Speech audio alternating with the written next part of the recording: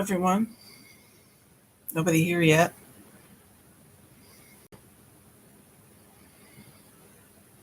That's okay. A few more links to put up. No, I just don't come up with this stuff off the top of my head. I actually try to do my homework. Okay. All right, that's probably enough for now. Maybe. Boy, the internet. Hi. The internet is so slow today. Hi, Maria. You talked about the update and everything, and it's like, my goodness. Oh, my goodness. My eyes are different. Oh, that's weird.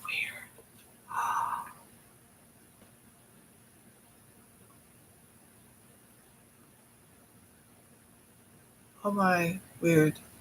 Oh. Hi, Claire. Hi, Maria. I'm just a little freaked out because my eyes are lighter in color than they were a while ago. Okay, I'm okay. I'm okay. I'm okay.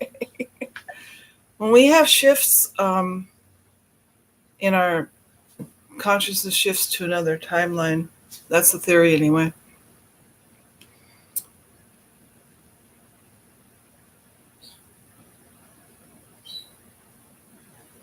You'll find it. You'll find it. Yeah, my eyes are lighter. And I didn't do that much difference in lighting. It's like, I'm a little freaked. I'm okay.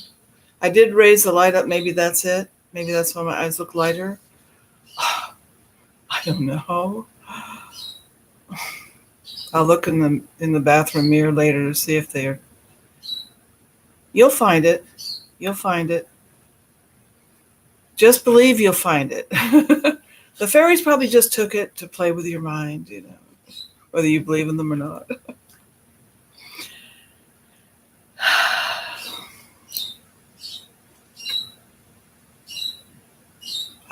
Everything's kind of fuzzy on the screen if I take them off for close work.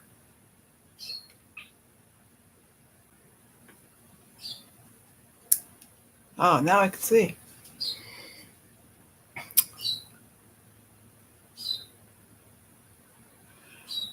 Well, sometimes that happens, and you may find it anyway. Thank you. I wanted to talk because so many of us, especially Mandela affected people, are very sensitive. I mean, that's the reason why we see the things we see and are aware, because our senses are heightened, I believe. And you may be an extrovert, you may be an introvert, you may be a mixture, you may be like me that, I like going out when I want to go out. If it's something I wanted, like the Scottish country dancing at the games, or I'd like to go to a Renaissance fair where I can dress up. Dressing up, and you're an introvert, dressing up is kind of like a persona you can take, and it gives you a little bit of a mask from the inside you. So that's kind of why a lot of people like to dress up, especially Halloween and masquerade parties. And it's a way to kind of put a barrier of sorts between you and the outside world. Well, sometimes you can't put on a costume, and you don't want to put on a mask. You want to be authentic and real and present. And sometimes MA's doing his stream too. I want to smack him. Really? He's not supposed to do it when I do mine. I love Halloween too. Well, if you have to bounce back and forth, I understand. I'll try to be done before he does his Hangouts call. I swear, if I ever go over there, yeah. I just want to tell you, regarding empaths and highly sensitive people, that something really kind of strange happened to me. Now, I've had experiences in the past where I sensed people's feelings. I knew when a dear friend of mine's uncle had passed away, because all of a sudden I felt this horrible sense of grief and loss, and it was just, and I had to explore that feeling. Because if you're an empath or sensitive person, when you have a strong emotion and you don't know where it's coming from or you don't know why it's so strong, you have to look inside. You have to say, okay, why am I feeling this? Is it my feelings, or is it someone else's feelings, or is it something else? And we're going shopping. Good idea, girl. Yeah, but usually he's usually a lot later than he says. He usually doesn't get on till like 2 something or 3, my time. He says, I'll be on in a few minutes. We wait, we wait, we wait. I love that guy. He's obnoxious fart, but he is. But he's a real fart, you know what I mean? He's not fake. He's not a fake person. That's another thing that highly sensitive people and empaths don't like, are fake people. But anyway, back to the story about right before bed, I'm feeling this horrible, horrible feeling. It's like the sense of loss. It's like someone ripped my heart out and stomped on it, and I'm trying not to cry. I mean, it's just horrible. And I had to look inside, and I had to say, okay, what am I feeling? What is this? What's going on? I've had experiences before. I know I'm this kind of a person.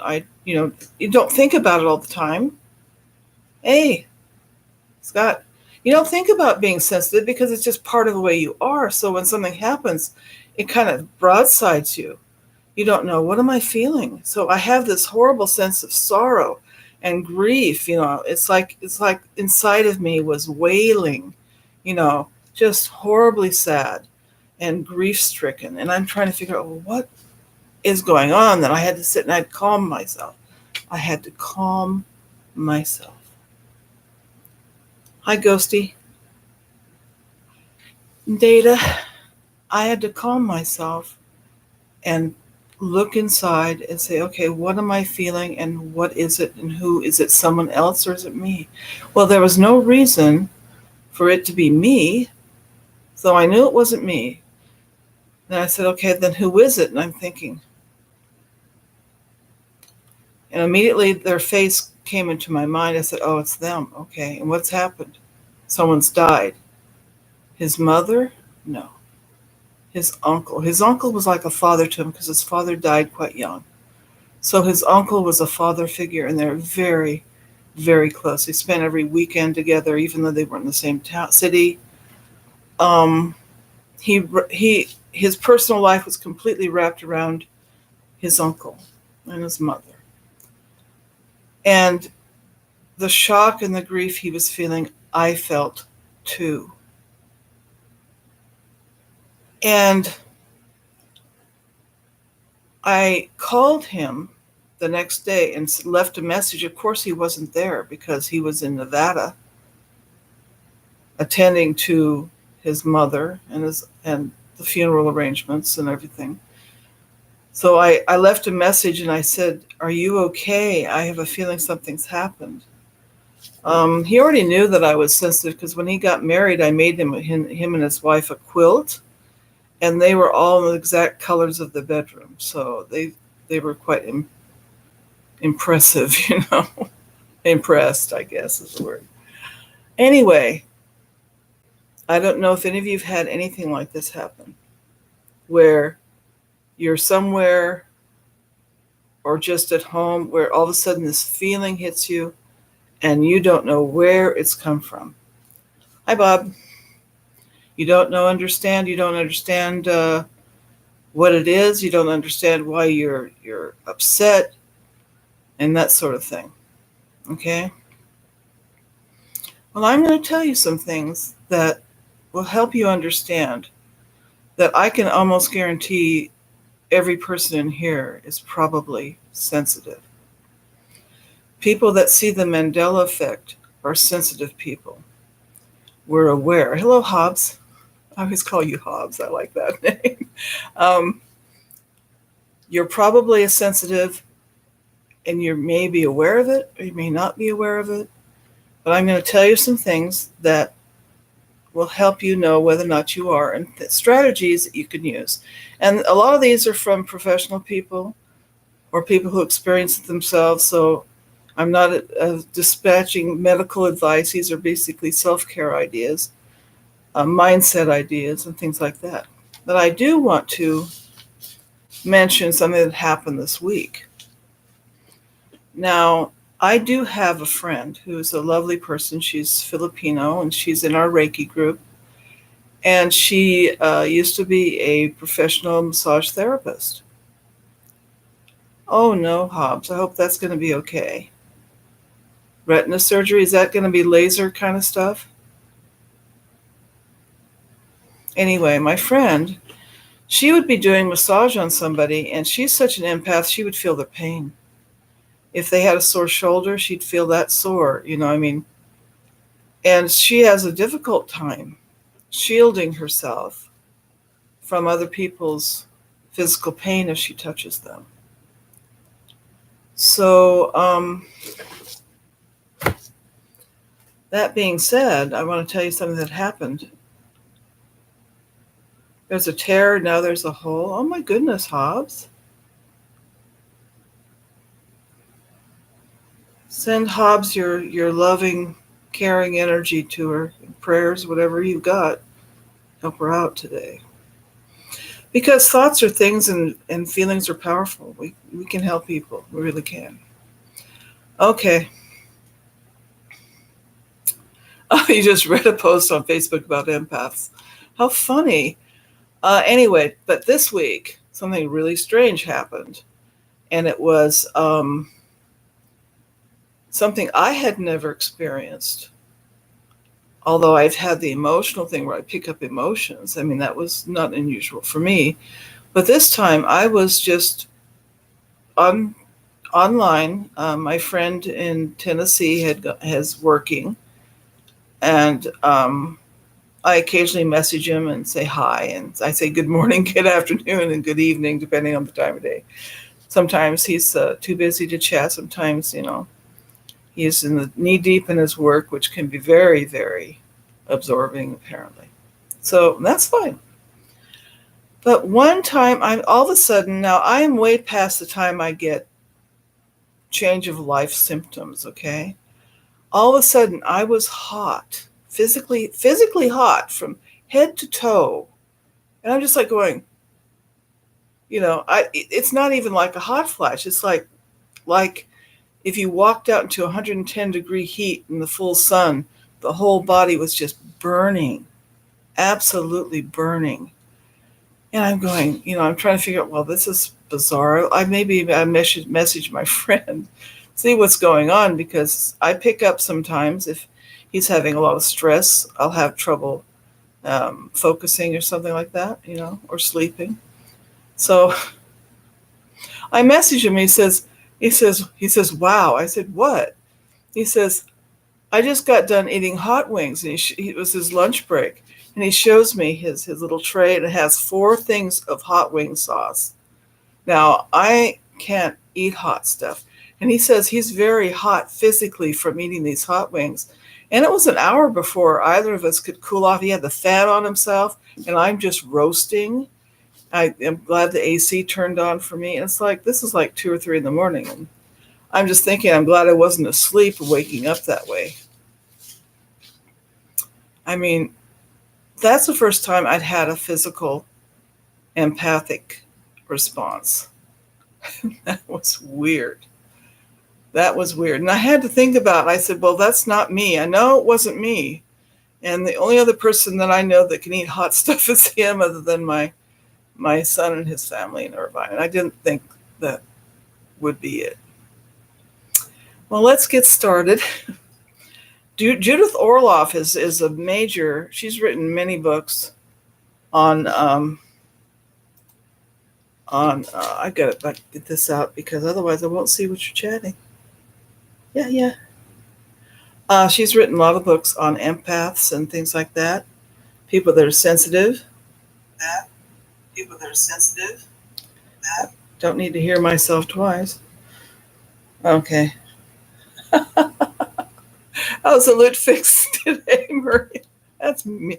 You're mean. You're mean, Ghosty. Just kidding. Anyway, let's go to the first. Let's go to the top 10 traits of an empath, okay? Okay. She even has on her website, JudithOrloff.com, MD. She's a doctor of psychology, I do believe. She has, you can purchase a download for life strategies for sensitive people. You can get free stuff too. Okay. Now, what do you think the trademarks of an empath are? That's good to know, Bob. You're past the age of change too. But let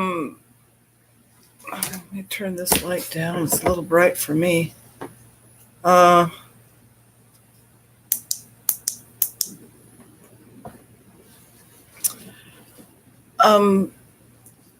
have you experienced anything like this?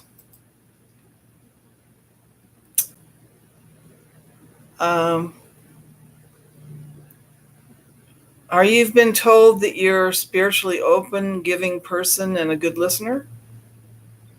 Do people come to you to talk to you about their problems a lot? Do they like to talk to you because you have a lot of insight and compassion? Are you that kind of person? I may not be with everybody, but are you a person that people know that you will listen and not be horribly judgy about things? Well, empaths are known to be, they're highly sensitive, but they're also very giving, naturally giving people generally. They're the people that people always come to. Can you help me with this? Can you help me with that? This is what happens when you're a person who other people can sense it. Okay, they can sense that you're a person who's giving and you're caring.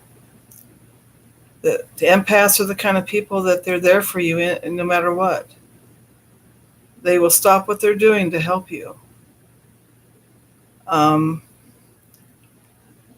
Yeah, and you're sensitive. You're a sensitive person. And this world is not kind to sensitive people. In case you hadn't noticed. Not at all.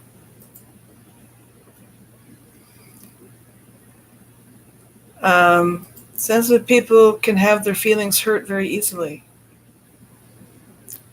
And I've had to work on having a hide on me. Being verbally abused by my husband probably helped me to get a hide on myself because I didn't think anybody would treat me that way. Okay, so I'm so sorry, Claire. Send her some love too, people. Send Claire some love. She needs it. Empaths are often told they're too sensitive and need to toughen up. And you know what? This world needs people who are sensitive.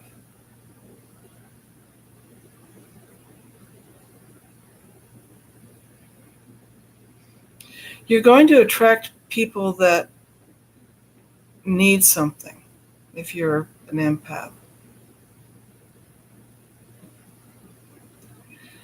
Well, if you see somebody who pushes people away a lot, I mean, I've done this, and it's not because I don't like people. It's because getting close to people scares me a little bit because I become more vulnerable. So there has to be a lot of trust. If you're a sensitive person, you need to trust someone before you can let them close to you. And that's really hard, especially when you've been hurt multiple times. It's really hard to let someone close to you. Um, Empaths absorb other people's emotions. Number two.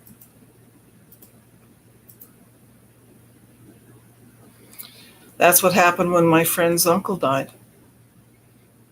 Because I cared, he was my friend and I cared about him deeply, wonderful person. I felt his shock, horror, grief, like a bucket of cold water on me. Just bam. Now, it doesn't happen with everybody, but if I go to some places, some kinds of parties, I have to protect my energies. Otherwise, it's just overwhelming. Um, there are times when I prefer to be home than to be out and about. You end up that way. You end up like I don't really want to go anywhere. Uh, Not unusual. You just want to be, yeah. You can take on anger, anxiety, things like that. You really got to be careful about the company you keep when you're sensitive. When you're a sensitive person, you have to be picky. Now, that doesn't mean you don't like people. There's certain groups of people that energize you. Like Marie and Ghosty and I were chatting on Hangouts last night. And we just enjoyed being together because our energies were compatible. None of us are takers. We're givers. We're all givers.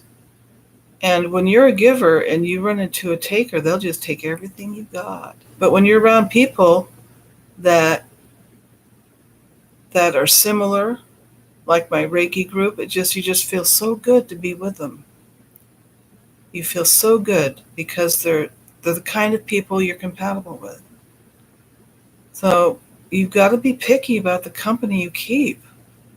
I know that you'd love to be you know comfortable everywhere, but sometimes it's hard. Many empaths and sensitive people are introverted. Not all of them, but a lot of them are. And I don't know what came first, whether you're introverted because you're an empath and you've been overwhelmed by people, and so you start backing away and putting a buffer, and that's why you're introverted and you have trouble trusting others and that sort of thing.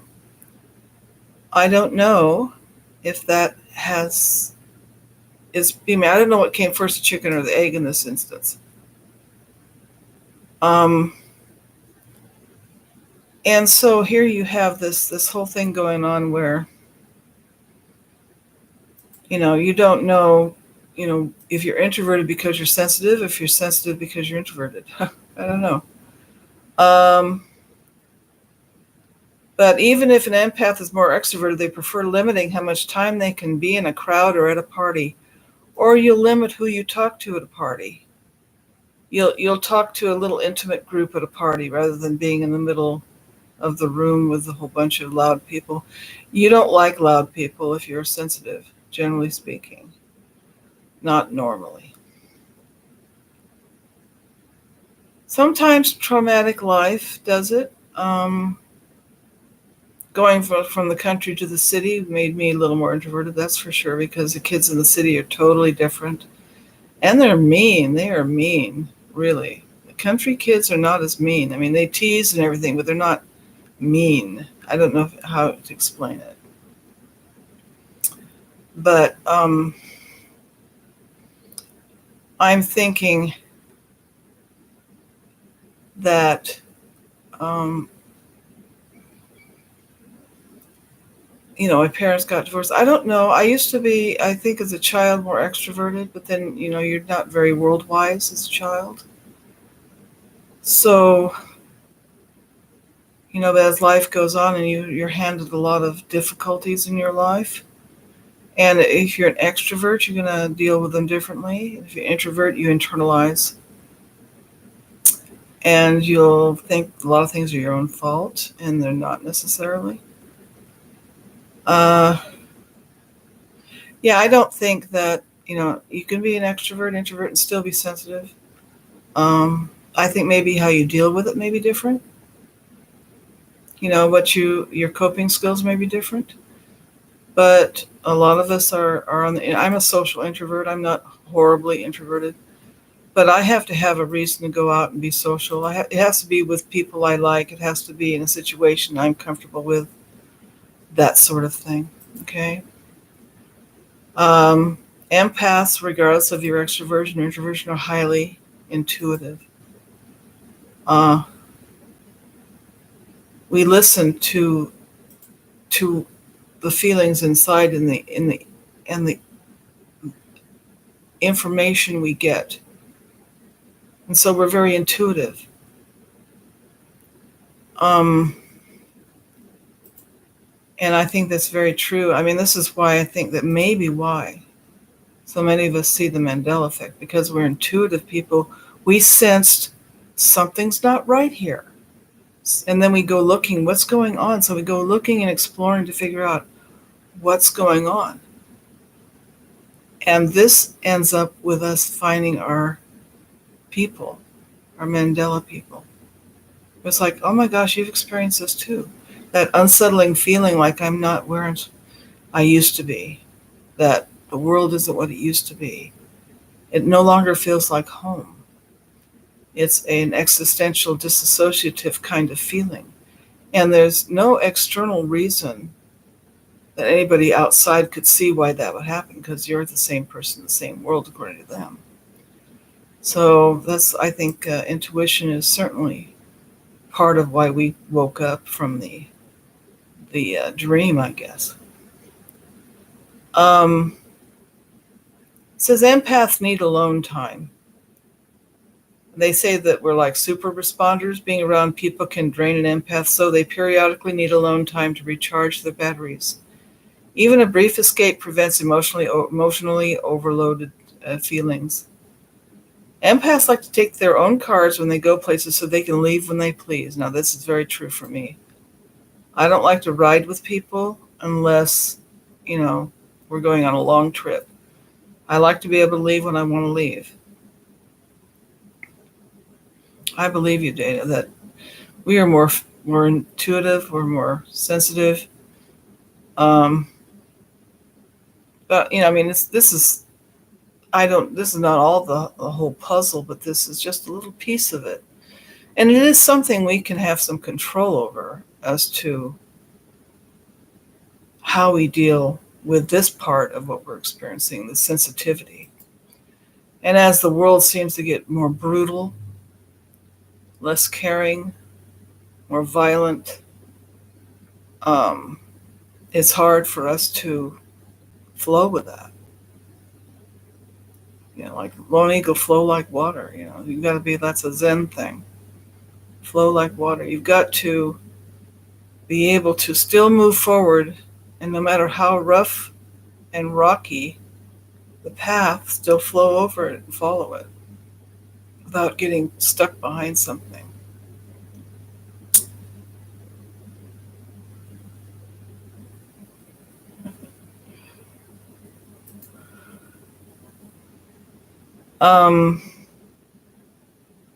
Empaths can become overwhelmed in intimate relationships. This can happen if you're with somebody who is a taker, a narcissist, a person who doesn't respect your sensitivity, someone who doesn't comprehend it. I mean, people just can't, some people just don't understand, and there's just not a thing where you can do that. The thing is that when you're sensitive, you're going to attract someone who may be abusive because they are something we'll talk about in a few minutes. And you'll recognize the traits. You will indeed. And this is it right here.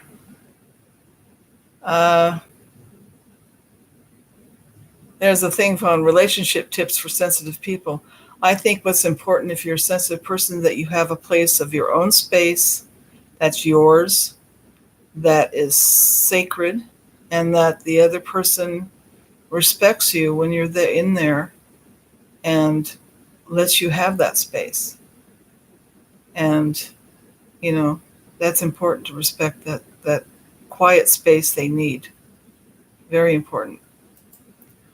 Now, here's the one that you're going to love. Empaths are targets for energy vampires. Any of you know what an energy vampire?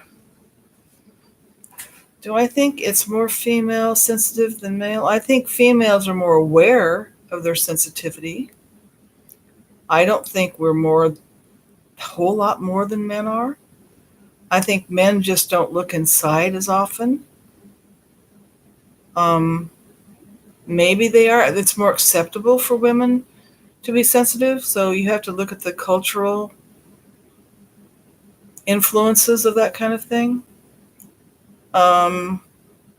You'll find in other cultures that men are allowed to be more sensitive, and they are more emotional, more everything. So I think this is more cultural than actual sensitivity. I think, women outnumber men in that sense. We probably are more of us that are sensitive, but we're allowed to be. But energy vampires, do any of you know what an energy vampire is? Have you run into one? Were you married to one? Like me. So when it sucks all your energy and goes skipping off regeneration, you feel like a bug being fed on a whale. Yes. And it depletes you so much that you have no strength. It's just, and they feel great. Yeah. And empath sensitivity makes them a particularly easy mark for energy vampires whose fear or rage can sap their energy and peace of mind. Vampires do more than drain an empath's physical energy. The especially dangerous ones, such as narcissists, they lack empathy and only concerned with themselves, can make them believe they're unworthy and unlovable. Other vampires include the victim, the chronic talker, the drama queen, and more. And I could probably be called the chronic talker because being the youngest, I never got a word in edgewise. Anyway, to help you deal with the drainers in your life, she has 4 strategies to survive emotional vampires. So she's got all kinds of links here.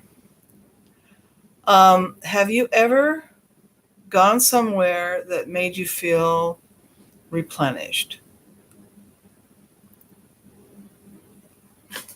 Is there a place you can go that makes you feel good? And is that place usually in nature? Is it usually where there's trees and animals and birds and not many people? I think that's very true. I love my favorite place, other than the mountains, is going to the ocean because the ocean energy is it almost makes me high. I just like, oh, this is so good. The ocean energy is just so amazing. And the forests, yeah. We're people that recharge if we can get into nature. That's why if you can't get in nature, if you can have plants in the house or a little garden or something like that, or go for a walk. I mean, these are important things that we need to have. Or even watching a nature documentary is better than nothing.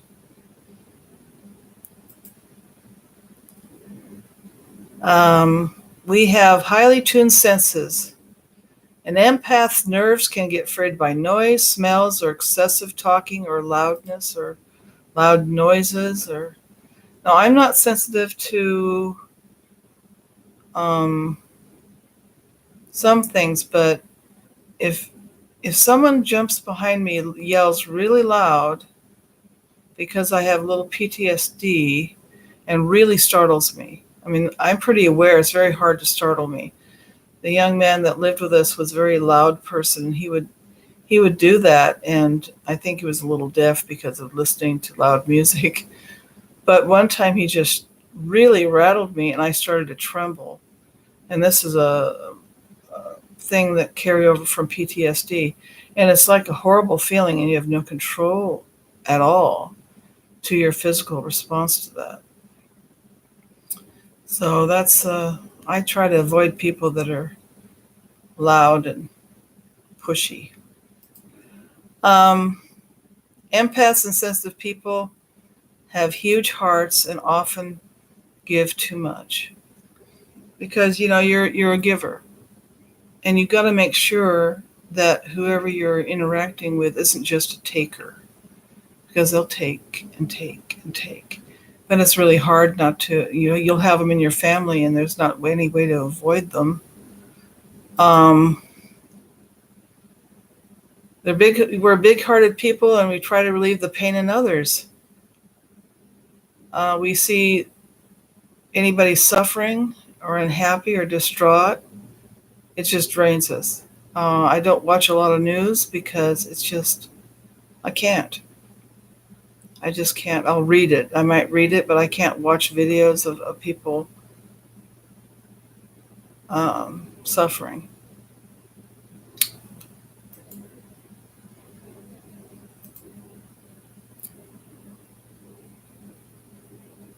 Okay.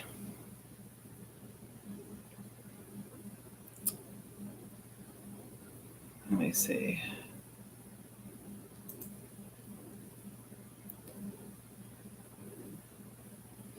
I'm going to talk about energy vampires right now in a sec here.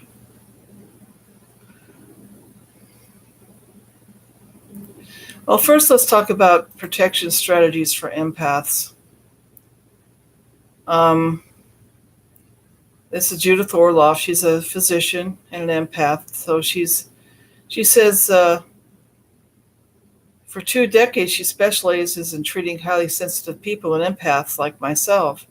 So you can imagine if you're in a medical profession and you're an empath, and this is what I was working in, and it wasn't the patients that were the difficult problem for me. I had a coworker that was a energy vampire and a narcissist, and she was uh,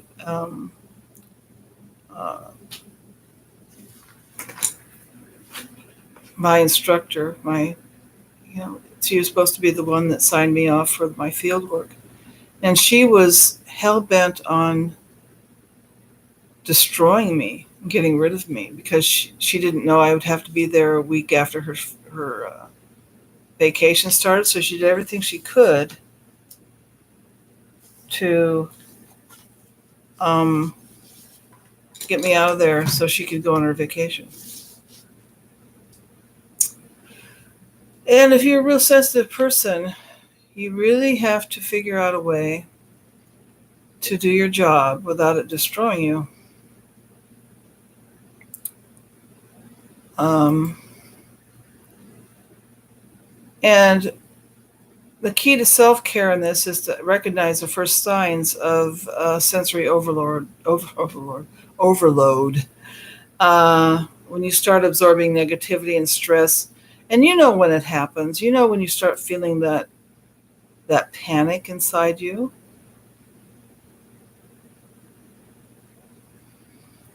Um, well, good to hear that, Claire. But good phone calls are the best. But I mean, you know when you're starting to when the emotions are ramping up inside you. You if you're looking inside, you got to be looking inside, being aware. I know it doesn't. It sounds narcissistic, but to protect yourself, you really do need to do this and keep on top of it.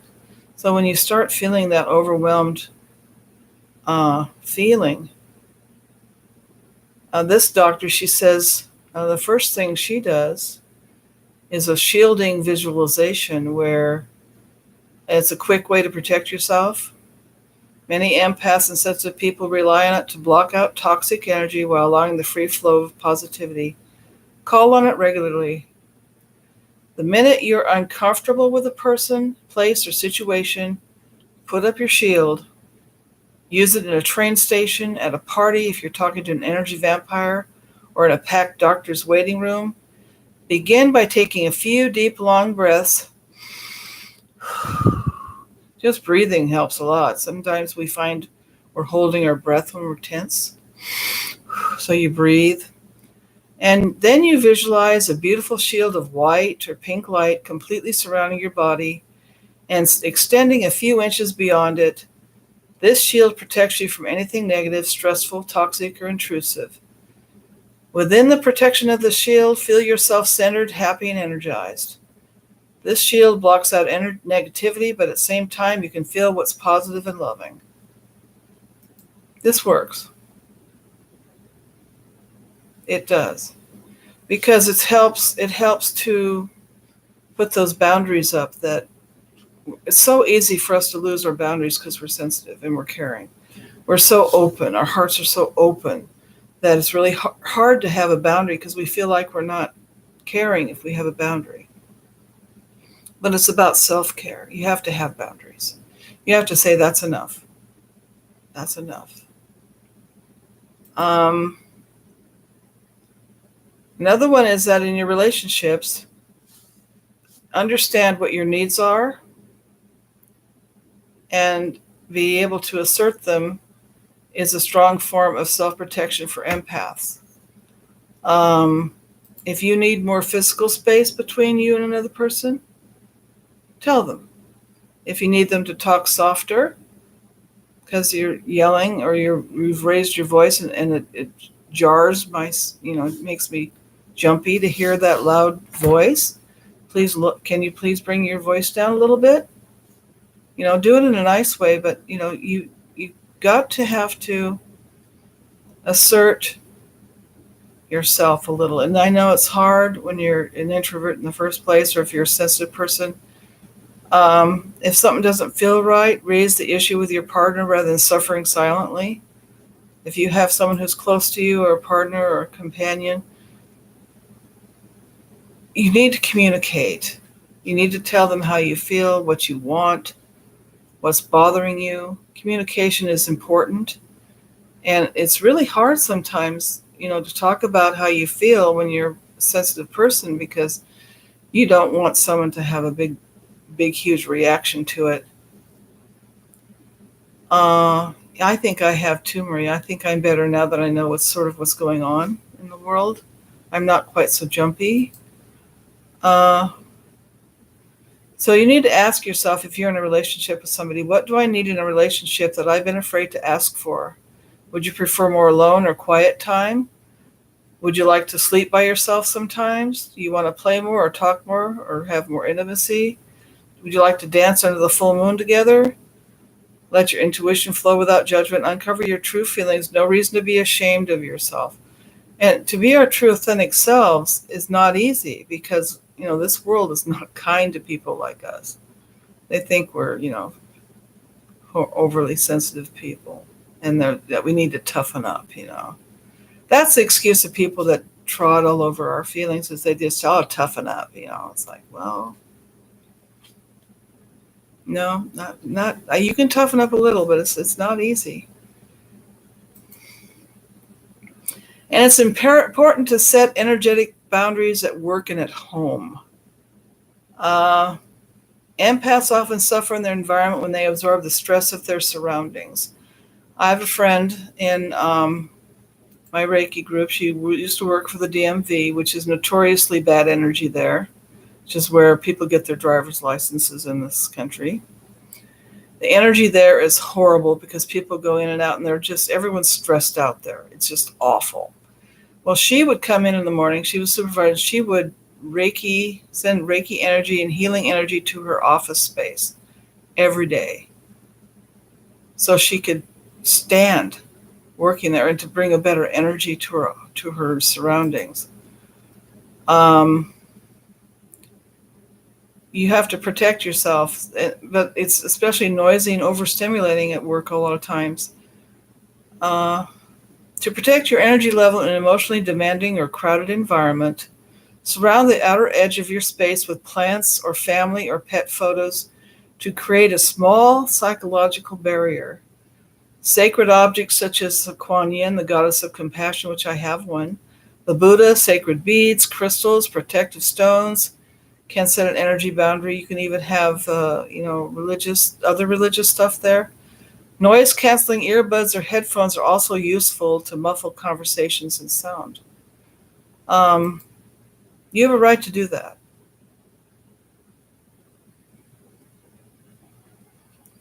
I mean, if they have a problem with that, then, that's a pretty bad place to work. Uh, Number 4, prevent empathy overload. When you're absorbing the stress or symptoms of others, you need to release the negative energy. Inhale lavender essential oil, put a few drops midway between your eyebrows on your third eye to calm yourself. Lavender I like, but there's other things. I like patchouli too. I mean, you find some kind of scent that really calms you and you like. It doesn't have to be lavender. Um, for her, she's a doctor. She says time management's important. She says balance your alone time with people time. She tries not to schedule patients back to back. In my personal life, I don't plan too many things in one day. I have also learned to cancel plans when I get overloaded. This is a skill all empaths must learn so you don't feel obliged to go out if you're tired and need rest. And set clear limits with energy vampires and toxic people. Remember, no is a complete sentence. You don't have to keep explaining yourself. I am adamant about avoiding draining people, particularly when I'm overloaded. Finally, practice self-compassion. You have all this compassion for others. Give a little to yourself. Be sweet to yourself whenever possible. Avoid beating yourself up. After a hard day, tell yourself, I did the best I could today. It's okay, honey. You're a good girl. You know. I think this is very typical. We beat ourselves up, and seeing myself on video, I'm like going, oh my goodness, I'm so fat and old and plain and, and it's like, it's really hard to imagine anybody liking me it certainly wouldn't be for my looks.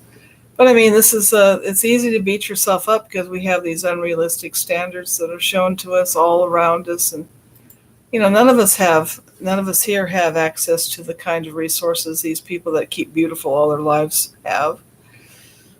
Okay, she recommends. Now you can find her on her site. I'll put her stuff and things on how to protect yourself. But she has several meditations here. When you need extra protection, she says, I recommend this meditation to call upon the power of the jaguar to protect you. And I don't mean the car. I use it when there's too much negativity coming at me too fast. This is a doctor that does this. Jaguar is a fierce and patient guard who can keep toxic energy and people away. In a calm, meditative state from your deepest heart, call on the spirit of the jaguar to protect you. Feel her presence enter, then visualize this gorgeous, powerful creature patrolling your energy field, encircling it, protecting you, keeping out intruders or any negative forces that want to get through. Picture what the jaguar looks like. His or her beautiful, fierce, loving eyes, sleek body, graceful, purposeful way the jaguar moves. Feel secure in the circle of this jaguar's protection. Give inner thanks to the jaguar and know that you can call on her whenever there's a need. Feel the power in that. I think that's a lovely visualization. Thank you, Ghosty. Okay, there's a thing that I thought it was interesting. Sometimes you can't avoid the overload, and you'll come home and you just, I'm just waste. I can't take anymore. Okay. So what do you do? Well, that's what I think. The people that are, I think that what we have are like these NPC kind of people that are, maybe they'll shift eventually, but they haven't shifted all the way and they're not all here yet. So they're like a little, I guess. Okay, so what do you do to cure like an emotional hangover? You know what I mean, though, right? You know what I mean when I say emotional hangover? You just feel wrung out and just just exhausted and things like this. Well, there's another meditation you can use. And this one's easy. It's called the shower meditation. In a shower, stand under a stream of water and inwardly or outwardly practice this affirmation. Let this water wash all the negative energy from my mind, body, and spirit, and just let it. So visualization plus you have the physical sensation. Feel the shower cleansing you, making you fresh, positive, and rejuvenated. Really, I think that's a good way to kind of unwind. Gemstones, some people don't believe in them, but the ones that they recommend is black tourmaline or black obsidian. I don't recommend amethyst because amethyst is a amplifier. So if you're sensitive, it's going to amplify things. So I don't think if you're sensitive, if amethyst would be the best choice. Black tourmaline, black obsidian, any of the black stones, hematite. I have a hematite necklace that I'll wear during the full moon if it's a especially strong one. Although this moon doesn't affect me like the ones I remember. This moon isn't, maybe it's not real, I don't know. This moon is not the same. Doesn't affect me the same at all. Shamans feel that if you carry or wear black, which doesn't absorb light, you'll be more protected. Wear a jade pendant of Kuan Yin or just jade, goddess of compassion. I love how jade changes according to your body chemistry over the years and protects you by responding to your emotional shifts. In the Asian cultures, the Chinese, the Japanese, and Korean, they often give a baby a jade necklace, and it gets made bigger, but they may have it all their lives and wear it all their lives on a gold chain. And this is for luck and protection. Burn sweetgrass. Sweetgrass, now people do the saging thing, and it's a good idea to protect your environment, your home. I would use Reiki, but I also use sage. And then you're supposed to, the sage is like clears it, and then the sweetgrass is inviting good energies in.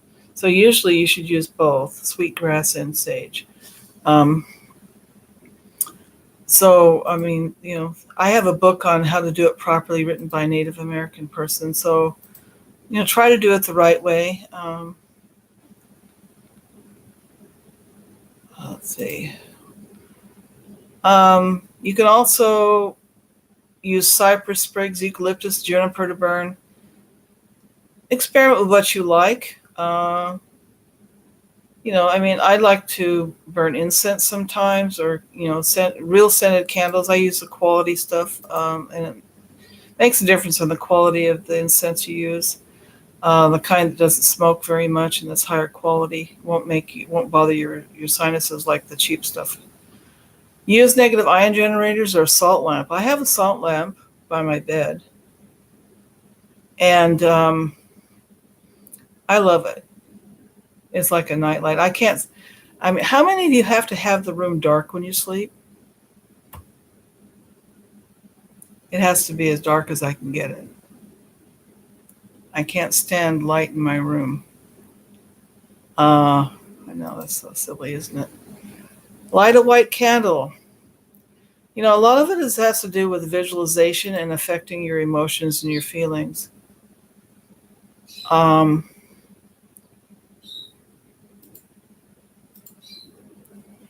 Spray rose water. I like to spray rose water on my face. Now, rose water is just a lovely, lovely scent. And she says she finds it effective removing an emotional hangover, or peppermint or lavender oil. You have to find out what you like. You find something you like, you get a essential oil diffuser if you want. But she says stay away from synthetic oils with toxic ingredients. As I said, you need the real deal. You can try lavender, peppermint, juniper, sage, frankincense, and myrrh. Find out what really makes you go, oh. Because certain scents, we're not all the same. Certain scents will be more pleasing to us. This is funny. Go out and hug a tree. You'd be surprised the energy of trees. They have a subliminal communication they do with each other on an energy level. Trees are amazing. Whether you believe the earth is flat or not, the trees, still have this beautiful energy. Hold a rock in your hand. You can hold a stone in your hand. Go where you can breathe some fresh air. Purity of nature can help restore you. Create a sacred space in your home if you can. I know when you got kids, like Claire, I haven't been able to do it until recently. That,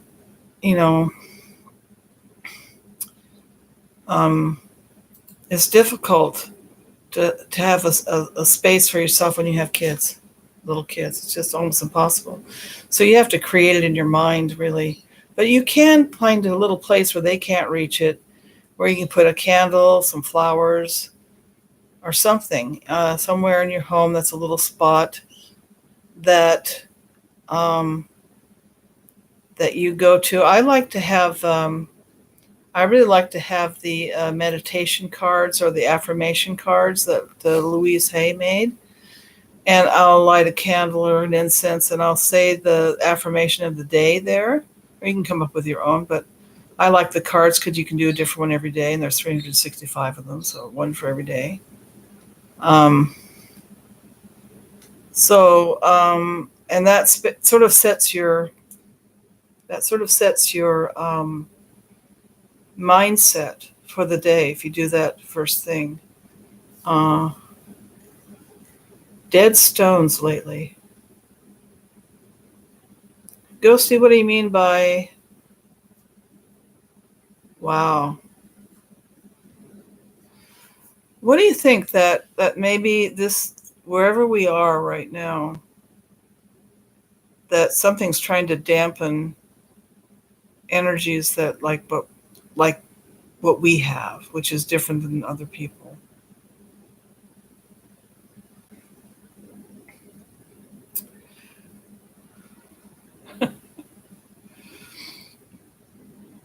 Dead crystals. That's not good. That's not good. That means that the earth we're on is not putting out the energy it needs to put out. It's getting drained, maybe. Wow. Now, I have Reiki, which helps to cleanse and energize stones, but if you're having to do that, if it's a lot of work, well, you can't use the moon anymore. You could use the sun, but it's like salt water, maybe. But water's different now. You'll have to search your own intuition and find out what it says to you about what to do about the crystals. Because I'll think about it too and see if I come up with anything. Now, I think this is one thing that we do, other than creating a sacred space for meditation, that sort of thing. Seek emotional support. I think this is what these live streams are about, is kind of emotional support that we need. And we can't find it in our particular environment necessarily, because there's nobody that, there may be affected people around us, but they haven't embraced it. They're still like, they don't want to deal with it because it's scary. So that being said, we have to sort of work kind of on our own here.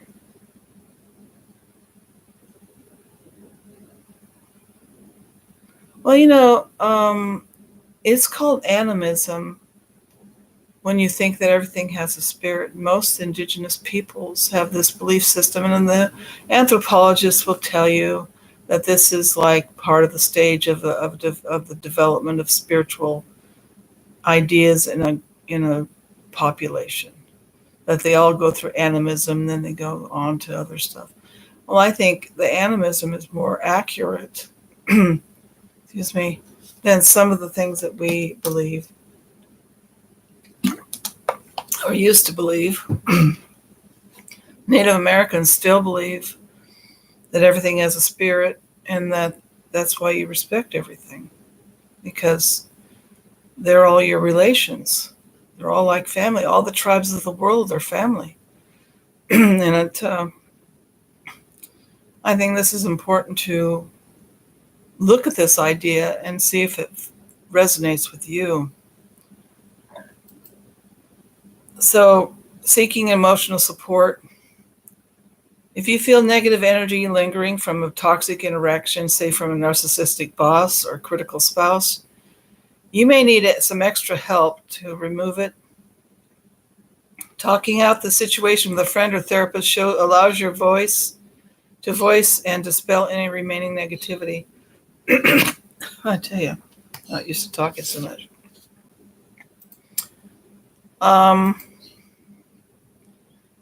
And then here's a cautionary tale here. I think we're supposed to end pretty soon.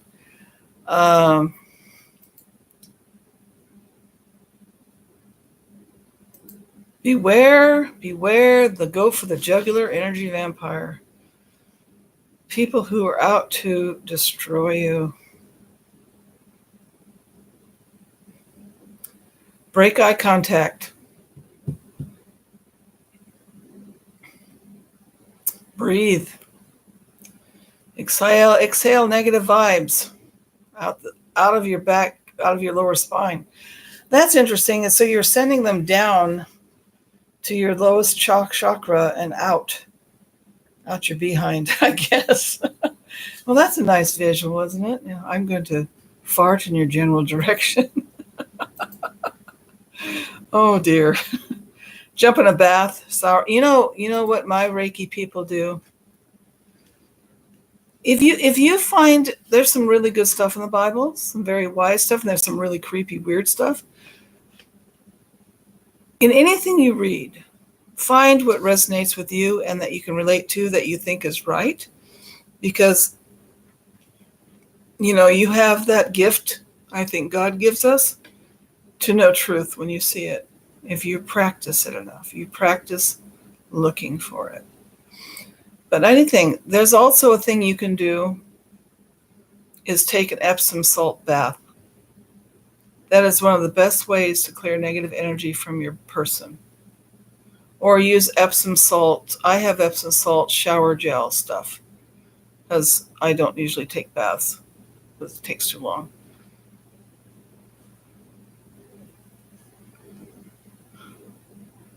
So whatever your belief system is, that they usually have clues on how to deal with things.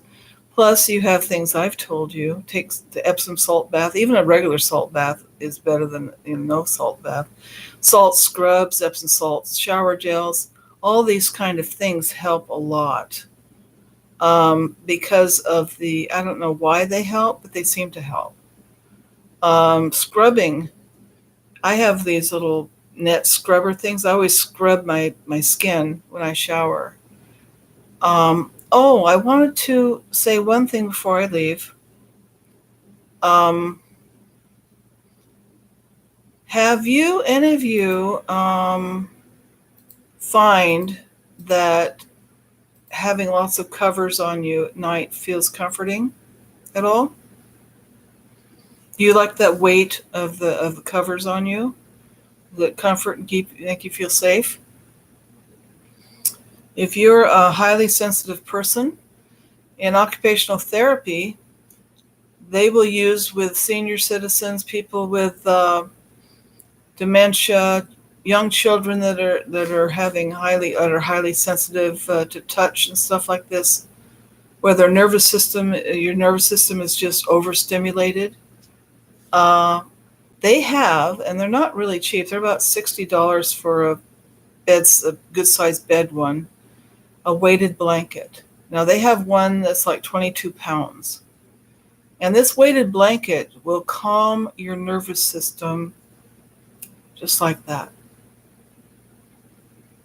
So, if you like to rock in a rocking chair and you like weighted blanket, you can rock your stress away. It'll probably put you to sleep. I'm just saying, this sort of thing helps. It really does. But, I like to have that weight on me at night because it's like a hug. There was someone in my Reiki group she was visiting. She said she liked the way she was like older than I. She's, when your parents tucked you in bed and they made you all tight in there, tucked it under on the sides and everything, and you felt all cozy. She says I'd roll to the side of the bed where that was little tunnel thing that would just sort of squeeze her against the side of the bed. She says I loved it. I said that's an indication of a sensitive person getting the pressure on the nerves to help calm the nervous system down, help calm you so you can sleep. I think this is something a lot of us share, that this is comforting to us. That's why hugs feel so good. It's that pressure.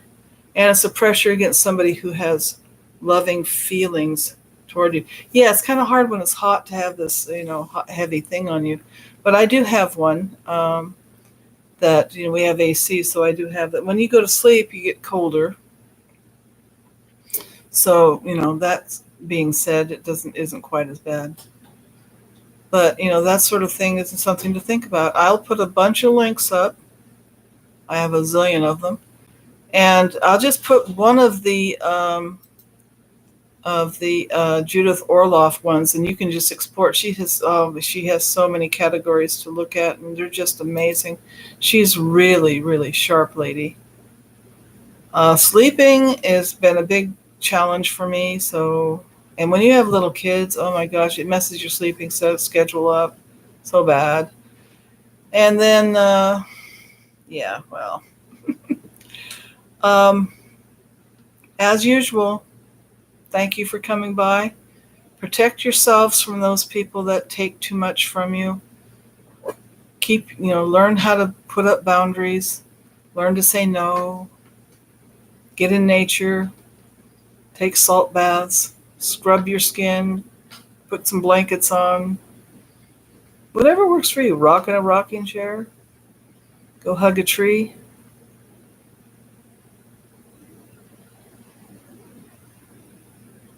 Terrible dreams, that's stress. That's stress, darling.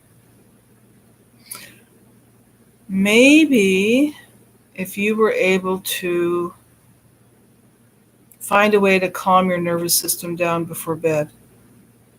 Think about it.